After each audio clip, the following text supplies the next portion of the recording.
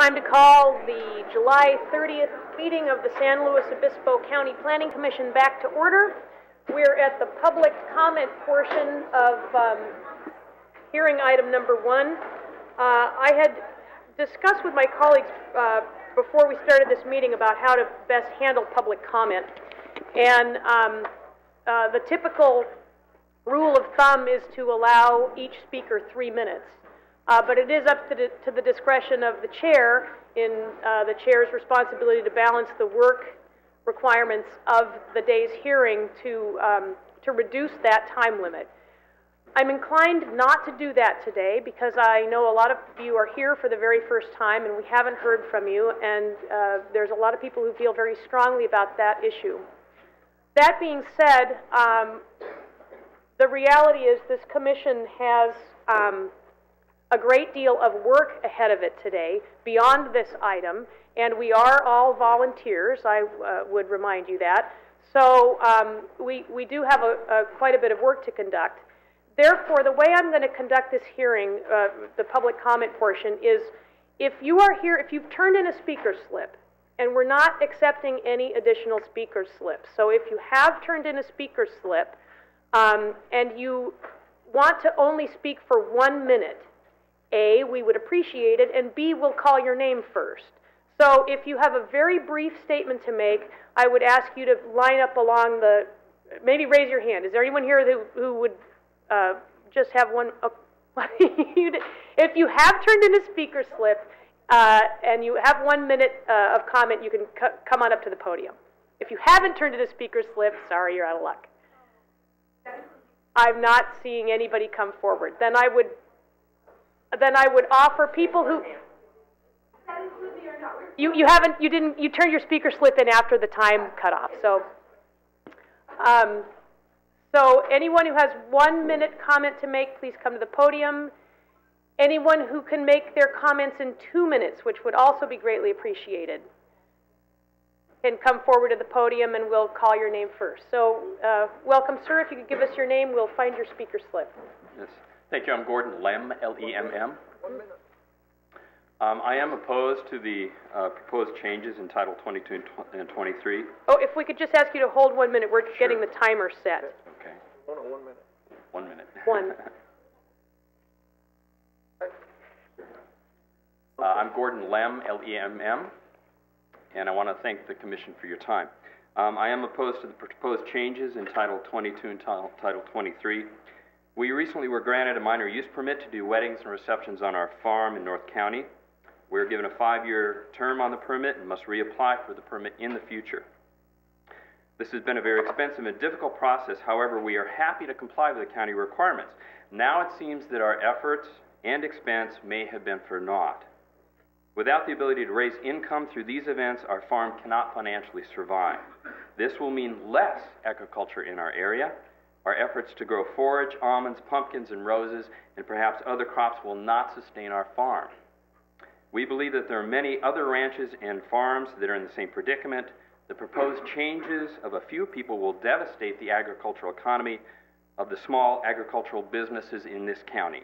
What good can possibly come from these changes? We strongly urge you to carefully evaluate this. Thank you, Mr. Lem. Next speaker for 1 minute or for 2?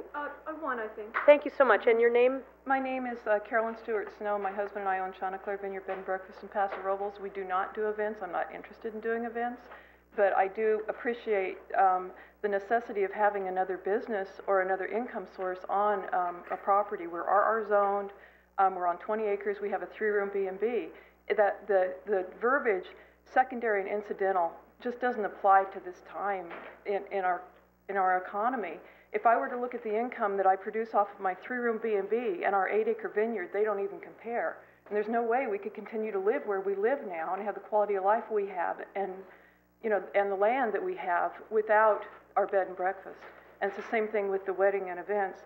Secondarily, I'm wondering, since you are basing a lot of this ordinance on a group called, the Agritourism Coalition, I'm wondering who those people are and who the group is composed of, and do they represent, more than one viewpoint? Thank you. Thank you, Ms. Stewart. Any other speakers at 1 minute? Come forward, sir. Welcome. Thank you. Thank you, Madam Chair and Commissioners. Thanks for your time. My name is Angel Lozano, and I'm representing Paulton Associates Architects here in San Luis Obispo, and we just have a couple of general comments. We just feel the need to balance the need of the agriculture with the ever-increasing presence of residents in the agriculture land. We would like to carefully consider the needs of agriculture land and gain support from the agriculturalists, protecting the agricultural land and keeping them viable by allowing reasonable activities on their ag land. We believe aspects of the ordinance are overly restrictive, and we recognize at this time that there is no effect on the wine industry. We would like to urge caution because standards today could ultimately be applied to the wine industry. I do have one special comment, which is in reference to the insurance and indemnification requirements. In reviewing the insurance with some of our clients who hold limited events, we believe the requirements are strict and unfeasible. The ordinance Thank you, sir. Your time is up. Thank you. Appreciate your brevity. Mr. Christie, do you have 1 minute of comments? I do. Thank you, Madam Chair. Commissioners, I'm Andrew Christie. I'm Director of the Santa Lucia chapter of the Sierra Club, and we would just like to urge the Commission to keep their focus on the long-range planning aspect of this planning policy. The reality is events should go where events are appropriate, and infrastructure and resources can accommodate them. Ag zoning and our ag policies should mean what they say. A faster, simpler, less expensive permitting process is a good thing and will end the phenomenon of widespread, non-permitted illegal events and the potential extreme liability this holds for the county. That's what this ordinance provides. It will direct events that promote agriculture to ag land, balance benefits against impacts, and thereby assure a future for viable agriculture in San Luis Obispo County. Thank you. Thank you for your brevity, Mr. Christie. Any more speakers for 1 minute? Welcome. Well, thank you. My name is Gina Miles, and I am here to represent the equestrian community here in our county. I was a member of the 2008 Olympic team and have a good understanding of the equestrian industry here in our county. It is a growing and thriving industry that brings in participants from not only around the state, but from other states on the western half of the United States. It's also home to an active club of the United States Pony Club, which is a youth organization that fosters respect and stewardship of preserving and respecting open space and agricultural land through education and resources. And we are just unclear about how our equestrian activities fit into this ordinance.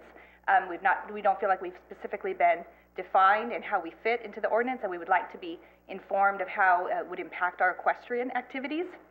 And we would really like to be involved in the process as we go forth and see if we can come up with a resolution that works for everybody. Thank you, Ms. Miles, and congratulations on your silver medal, neighbor. That's the one bit of applause I'm okay with.